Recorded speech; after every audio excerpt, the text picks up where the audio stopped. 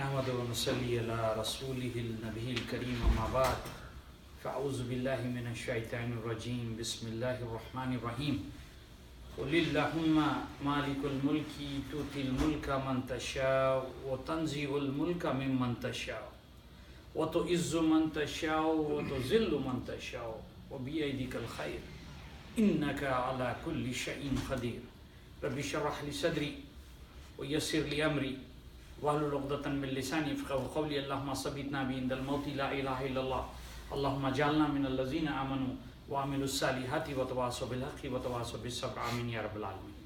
السلام علیکم ورحمۃ اللہ.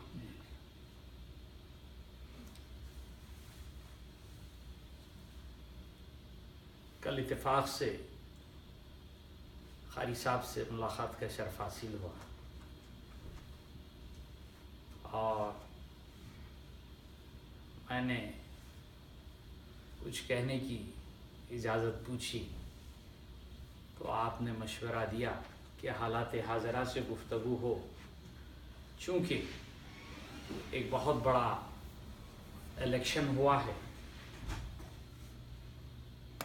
دنیا کی تاریخ میں، ایک طاقتور ملک کا جو سب کی نگاہیں اور اپنی سماعت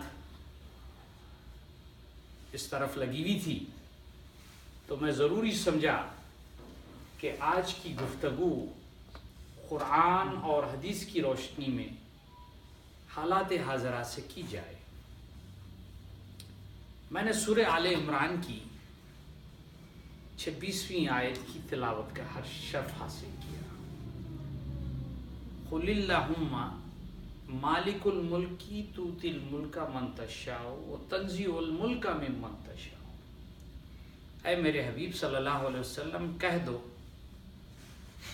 کہ اللہ رب العزت یہ ساری کائنات کا بادشاہ ہے،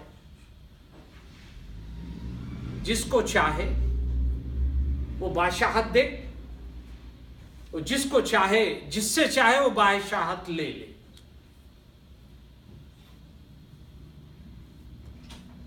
وہ جس کو چاہے وہ تو عز من تشاء وہ تو ذل من تشاء، ہر چیز کا جاننے والا ہے. جس کو چاہے عزت دے دے، جس کو چاہے ذلت دے دے.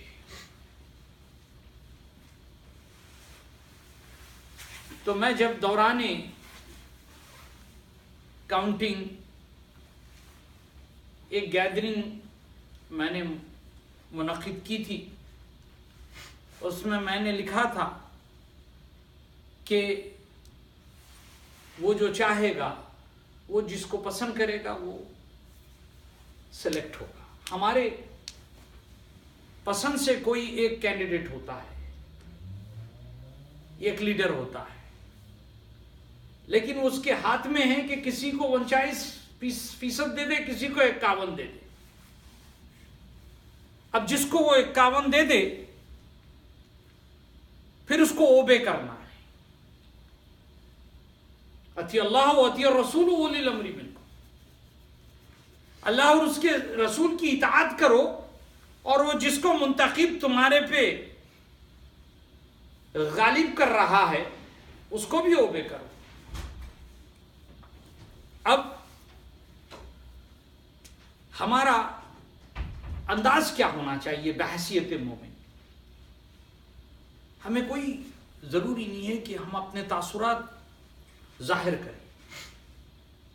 ہم ایمان والے ہیں، ان کلمات پہ ایمان لے آئے ہیں.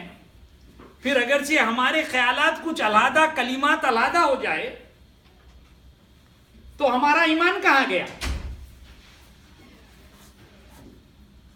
لمحے کے لیے سوچئے، اس صاحب جیسے میں داخل ہوا کہیں پہ، صاحب کہنے لگے کہ بھائی غلط کلمات کا استعمال ہو رہا ہے، القاب لگائے جا رہے ہیں اس کو یا اس کو. میں نے کہا کہ گزشتہ کچھ ہفتے پہلے میں نے زن پہ گفتگو کی تھی. گمان، خیال. اللہ رب العزت حسن زن کا ذکر نہیں کر رہا ہے، بد زن کا ذکر کر رہا ہے، کہ تم مذاق میں بھی کچھ ایسا نہ کہہ دو کہ تمہاری بات اللہ تک پہنچ جائے۔ ہر چیز شپ شپ کہو، شپ شپ سنو، کیونکہ تمہارا ایمان اس رب العزت کی طرف ہے جس نے یہ سارے کائنات کو تخلیق فرمائی۔ اب وہ اس کی مرضی ہے جس کو بادشاہت دے دے، وہ اس کی مرضی ہے جس سے بادشاہت لے۔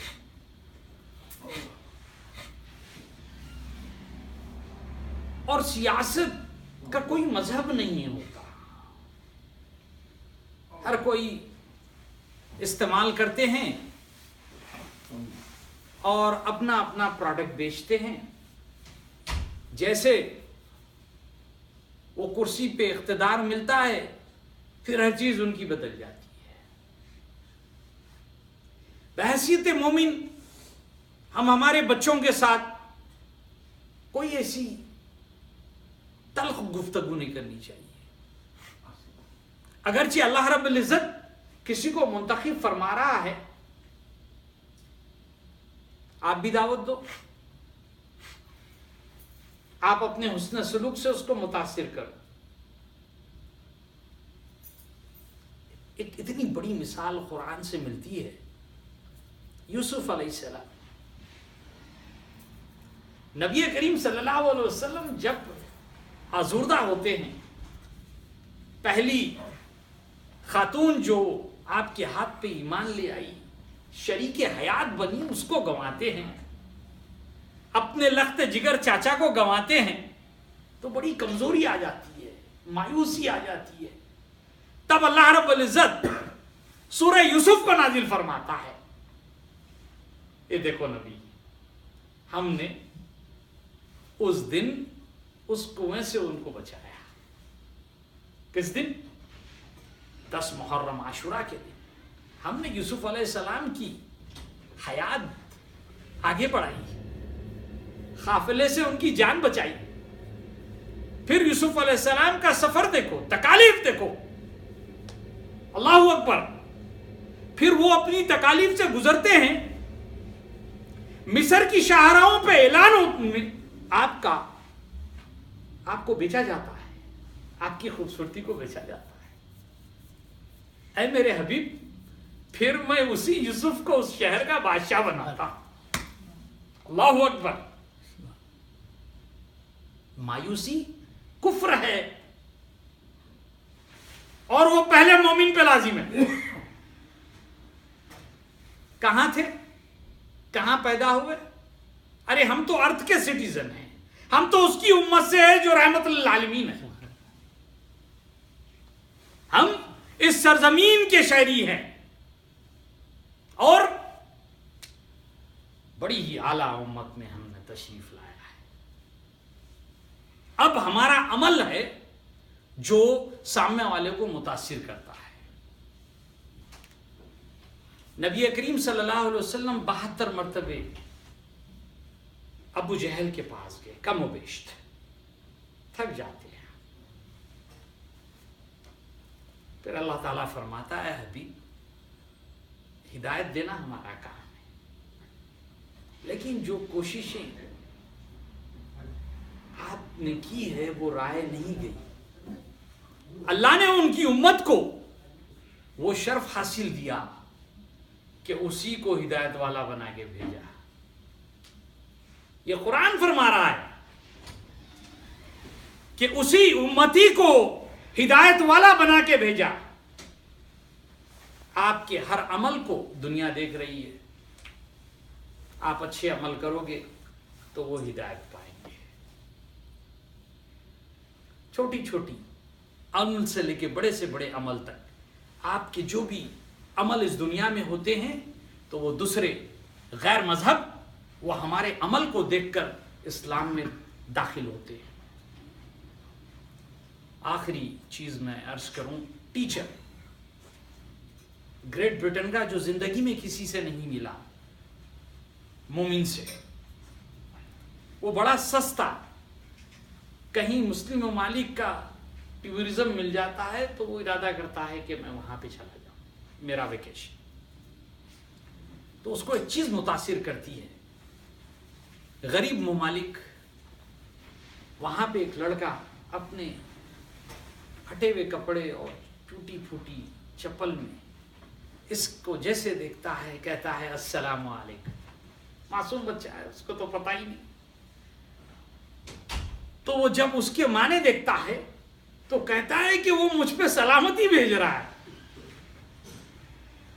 اور جب میں نے اس کے معنی دوبارہ سمجھے، پھر وہ مجھ سے پوچھتا ہے ہاؤ آر یو، تو میں نے کہا ہے کہ I'm fine. میں نے اس سے پلٹ کے پوچھا ہاؤ آر یو، وہ کہتا ہے الحمدللہ رب العالمین. اس کیفیت میں اس کا شکر بجا لے آ رہا ہے. اور میں اس چیز کو آج تک جان نہیں پایا، وہ اسلام میں داخل ہوتا ہے. گریٹ برٹن کا ٹیچر ہے اور بڑی پرائم ٹائم پہ اس کا انٹرویو سیف ہے. اسی کا نتیجہ ہے کہ ہر 6 لوگوں میں ایک مومن پاتے ہیں وہاں پہ جس طرح سے اسلام پڑھا ہے. تو ہمارا جو عمل ہے وہ سامنے والا دیکھ کر اس پر ایمان لے آتا ہے. وآخر دعوانا والحمدللہ رب العالمین.